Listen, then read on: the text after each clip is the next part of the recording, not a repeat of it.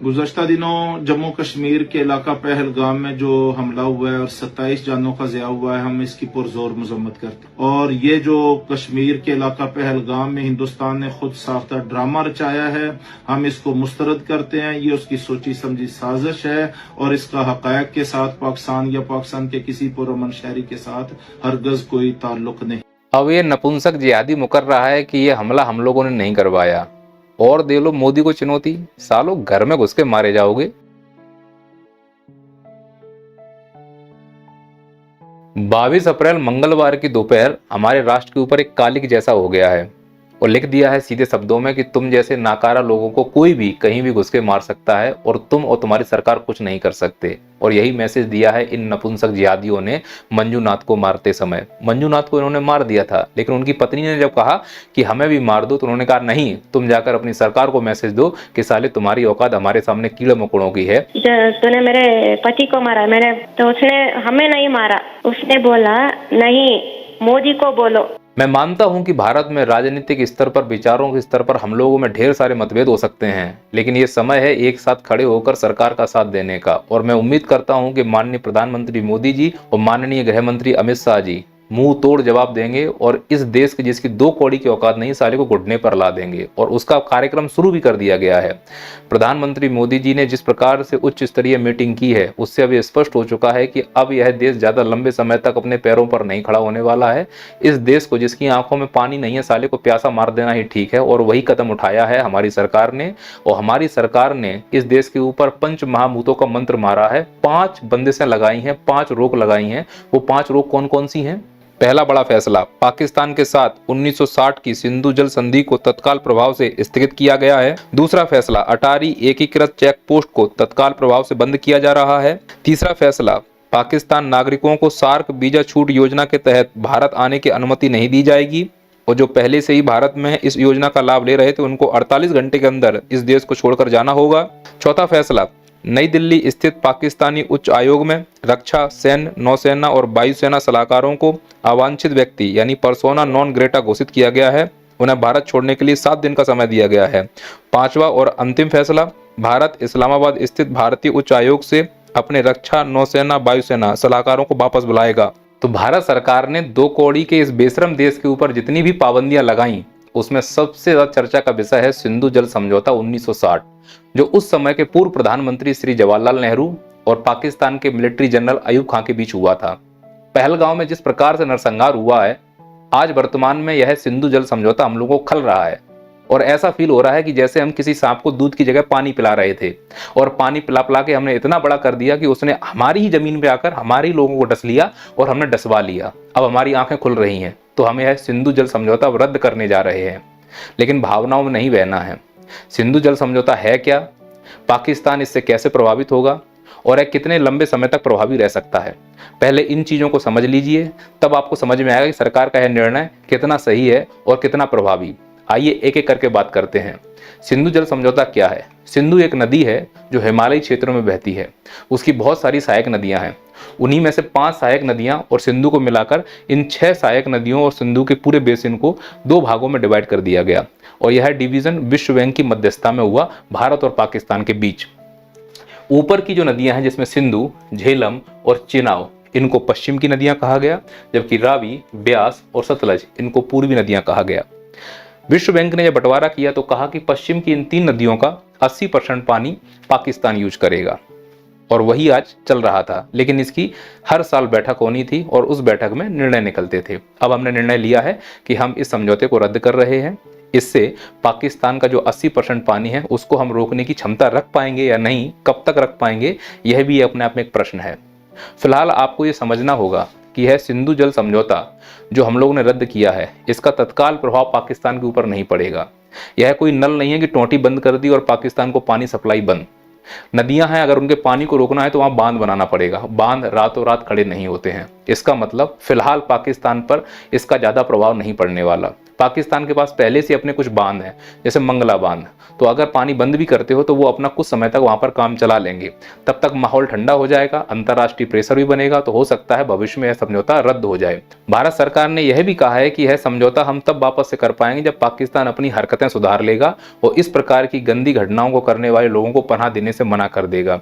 तब ऐसा हो पाएगा या नहीं हो पाएगा वो भविष्य की बात है। फिलहाल अभी जो कदम लिया गया है वो सच में बहुत प्रशंसनीय है। लेकिन अगर सिंधु घाटी समझौता को हमने लगातार रद्द बनाए रखा तो भविष्य में पाकिस्तान पर क्या क्या प्रभाव पड़ सकता है आप उसको सोच सकते हैं। पाकिस्तान जहाँ की अर्थव्यवस्था गधों पर और कृषि पर चल रही है, जी हाँ, जानवर गधे हैं, वहां पर लोग भी गधे हैं, तो वहाँ की इकोनॉमी गधे चलाते हैं, लेकिन वो कृषि आधारित एक देश है और उसमें पानी की सप्लाई इन्हीं 3 नदियों से होती है। तो अगर पानी कम पहुंचा तो वहाँ पर कृषि प्रभावित होगी। जो देश पहले से बेरोजगारी से जूझ रहा है, खासकर कृषि क्षेत्र में, तो वहाँ और बेरोजगारी बढ़ जाएगी। यह पाकिस्तान के लिए चिंता का विषय है अगर उन्हें अपने देश से प्यार होगा तो, और उनके देशवासियों को। मुझे नहीं लगता कि उन लोगों को अपने देश से प्यार है, साला नरक में ले जा रहे हैं पूरे देश को। दूसरा, इस पानी की कमी से क्या प्रभाव होगा। पानी से बांध बनते हैं, बांध के पीछे पानी जो इकट्ठा होता है उसको ऊपर से नीचे गिराकर टरबाइन घुमाया जाता है और बिजली बनती है। तो अगर पानी कम होगा तो बिजली कम बनेगी। गर्मी का महीना है, वैसे ही परेशान होने वाले हैं ये लोग, उनके पास पहले से बिजली कम है और बिजली कम हो जाएगी। तीसरी सबसे बड़ी समस्या, पाकिस्तान के पास मुल्तान, कराची, लाहौर जैसे बड़े बड़े मेट्रोपॉलिटन शहर हैं। ज़्यादा बड़े नहीं हैं, अपने दिल्ली और मुंबई से तुलना नहीं कर सकते, लेकिन ठीक ठाक शहर हैं। अब वो शहर हैं, बिल्डिंगें होंगी, पानी की सप्लाई हो रही होगी, तो वो पानी की सप्लाई इन्हीं नदियों से होती है। सोचो अगर ये नदियों का पानी रोक दिया जाए तो साले पीना छोड़ो, धोने के लाले पड़ जाएंगे उन लोगों को। इसीलिए इस देश को इसकी औकात दिखाना जरूरी है। अब इसमें से कई ढोंगी मानववादी आ जाएंगे कि सर यह मानवता के खिलाफ है, ऐसा क्यों किया जा रहा है। देखो समझना, पहली बात तो पानी इसलिए रोक रहे हैं कि उनकी जनता को ये फील हो कि हमारे साथ क्या हो रहा है, तो वो अपनी सरकार के ऊपर दबाव बनाएंगे और आतंकवाद को सड़ देने के लिए मना करेंगे, तभी तो मना हो पाएगा। दूसरी रही बात मानवता की, तो जिस देश के लिए तुम मानवता की बात कर रहे हो उनको मानव होना जरूरी है। साले हैवान है। 1965 देख लो, 71 देख लो, 1993 देख लो, 2001 देख लो, 2019 पुलवामा देख लो, अब पहलगाम देख लो। ये कोई इंसान के काम है क्या? तो जो इंसान है ही नहीं उनके लिए इंसानियत क्या? जो हैवानियत की सारी हदें पार कर चुके हैं उनके लिए कोई दया रहम नहीं है। कर लिया हमने जितना दया रहम करना था। मैं इस निर्णय का समर्थन करता हूं, बखूबी सरकार इस निर्णय पर बनी रहे। अब आप लोगों में से कुछ लोग ये कहेंगे कि सर आपने ये बात क्यों बोली कि यह सरकार अपने निर्णय पर अडिग रही। तो शब्द मैंने इसलिए लगाया क्योंकि इस सरकार का एक ट्रैक रिकॉर्ड रहा है कि ये अपने वादों पर कभी खरे नहीं उतरे। यह सरकार एक जुमलेबाजों की सरकार है, जो खुद अमित शाह ने यानी कि हमारे गृह मंत्री ने एक इंटरव्यू में कहा था, आपको सुनिए, कि 15 लाख रुपए अकाउंट में क्यों नहीं आ रहे। देखिए ये जुमला है। भाजपा एक ऐसा जम्मू कश्मीर बनाने जा रही है जो जम्मू कश्मीर टेरर फ्री होगा और टूरिस्ट के लिए स्वर्ग होगा। नमस्ते जी में सबसे पहले देश को दुखी कर देने वाली आज की सबसे बड़ी खबर, जम्मू कश्मीर के पहलगाम में एक हमला हुआ और आतंकी हमले में 28 लोगों की मौत हो गई। इन 28 मृतकों में 2 विदेशी नागरिक भी शामिल हैं, जिसमें एक नेपाल के तो एक यूएई के नागरिक हैं। यानी ये लोग मानते हैं कि जो ये मन से बोलते हैं वो अधिकांश जुमला होता है। ये तुम्हारी गलती है कि तुम इनके भाषणों में फंस जाओ। हमारे प्रधानमंत्री माननीय नरेंद्र मोदी जी जब भारत के प्रधानमंत्री नहीं थे तब भारत पर होने वाले आतंकी हमलों को लेकर वो कुछ इस प्रकार की बयानबाजियां करते थे।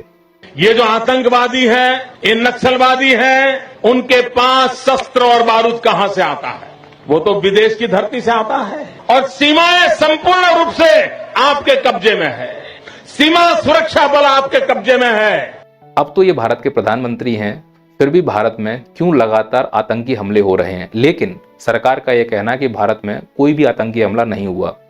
ये जो झूठ बोला है, जो ये झूठा सुरक्षा का आश्वासन दिया गया है, 2014 के बाद का हिंदुस्तान घर में घुसकर मारता है। इसी आश्वासन के चलते लोग जम्मू कश्मीर में पर्यटन के रूप में गए और उन्हें अपने जान से हाथ गंवाना पड़ा। इसीलिए इस सरकार के कथनी और करनी पर ज्यादा भरोसा नहीं किया जा सकता। इसीलिए मैं ये नहीं कह सकता कि जो इन्होंने पाबंदियां लगाई हैं बहुत लंबे समय तक रहेंगी। जैसे ही सब चीजें नॉर्मल हो जाएंगी, अंतर्राष्ट्रीय स्तर पर दबाव आएगा, तो शायद हो सकता है कि ये पाबंदियां हटा ली जाएं। लेकिन भारत सरकार से पूरा भारतवासी निवेदन करते हैं कि आप इन पाबंदियों को लगा के रखें, चाहे अंतर्राष्ट्रीय स्तर पर कितना भी दबाव आए।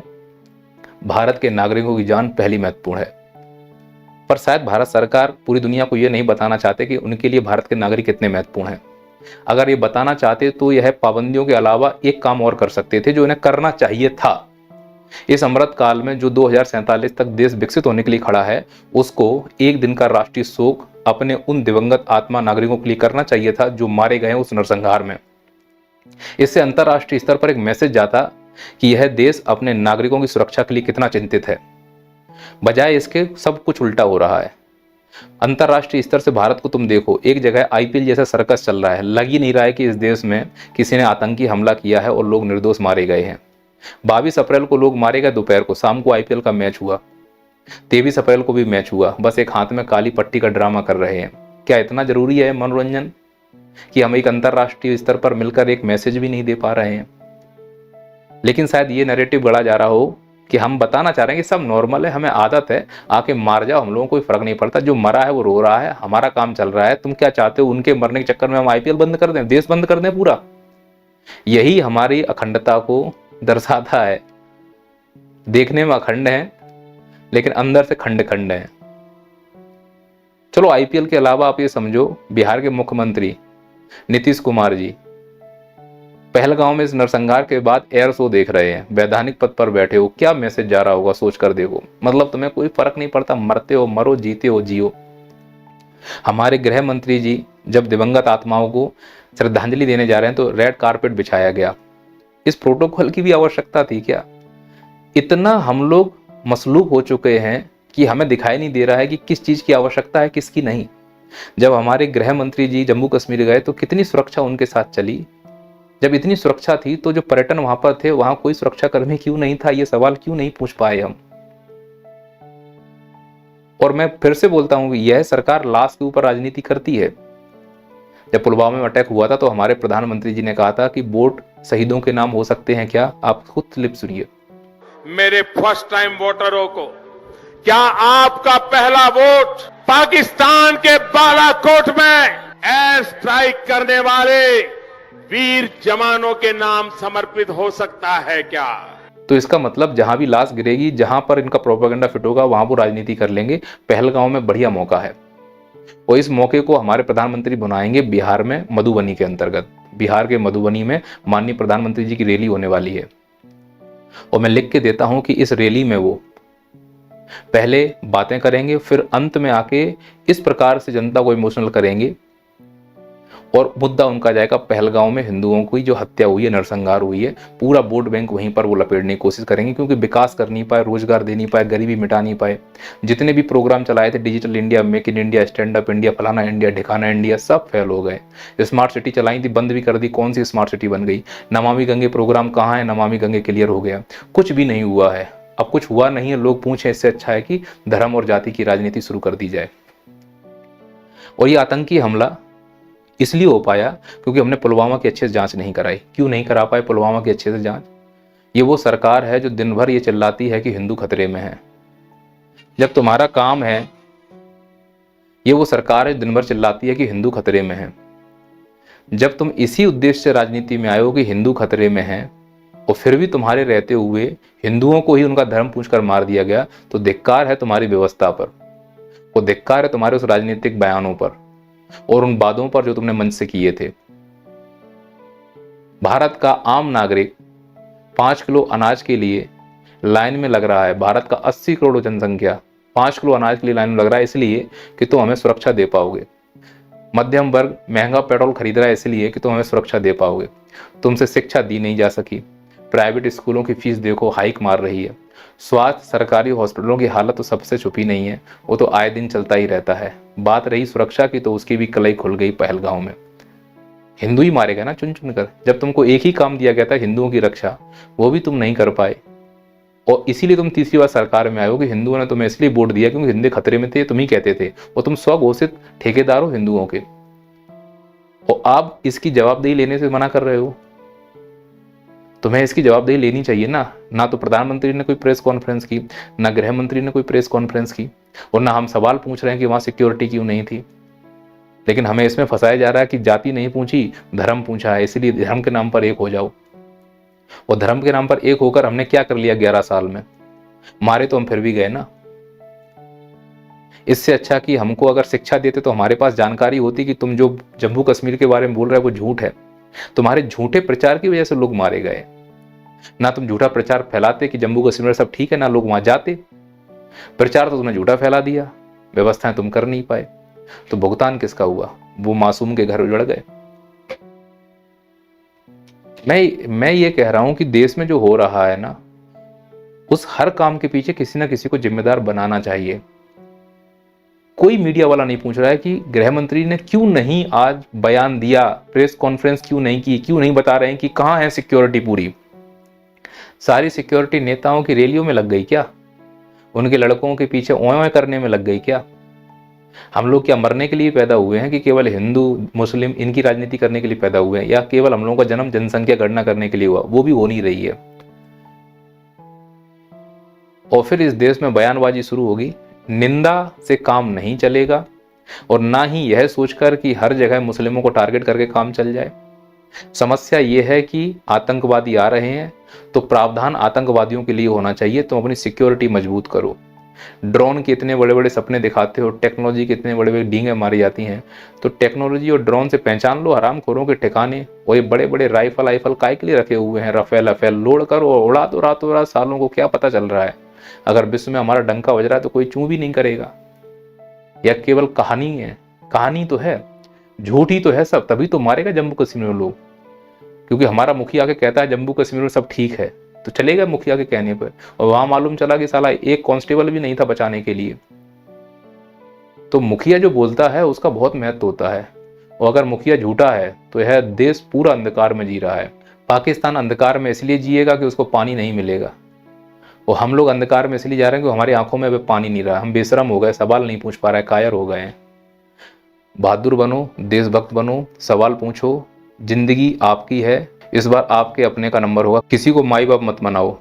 यदि आपका सपना भी है सरकारी नौकरी पाना, तो डाउनलोड कीजिए नैया पार एप्लीकेशन। यहाँ सभी कॉम्पिटिटिव एग्जाम के लिए लाइव और रिकॉर्डेड लेक्चर अवेलेबल हैं। लिंक नीचे डिस्क्रिप्शन में दिया गया।